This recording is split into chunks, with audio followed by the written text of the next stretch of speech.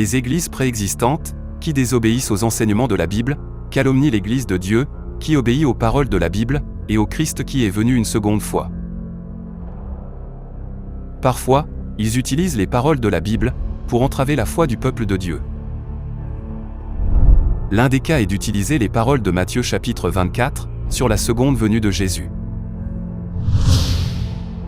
Lorsque Jésus parla de sa seconde venue avec ses disciples, il dit « Elles verront le Fils de l'homme, venant sur les nuées du ciel avec puissance et une grande gloire ». Les églises préexistantes utilisent ce verset pour prétendre sur le fait que le Christ ne viendra pas en chair silencieusement, car la Bible dit qu'il viendra avec une grande gloire. La gloire dont parle la Bible, est-elle la même que celle à laquelle ils pensent ? Par la première venue de Jésus, découvrons que la gloire du Christ, dont parle la Bible diffère de celle à laquelle ils pensent. Alors la gloire de l'Éternel sera révélée, et au même instant toute chair la verra. Voici, le Seigneur, l'Éternel vient avec puissance, et de son bras il commande.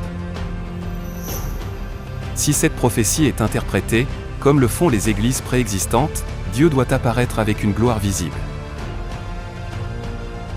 Cette prophétie, cependant, s'est accomplie quand Jésus est né dans une humble étable.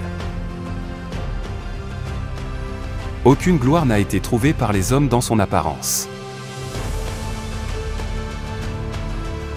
Puisque Jésus n'avait pas l'air glorieux aux yeux des hommes, n'est-il pas le Christ ?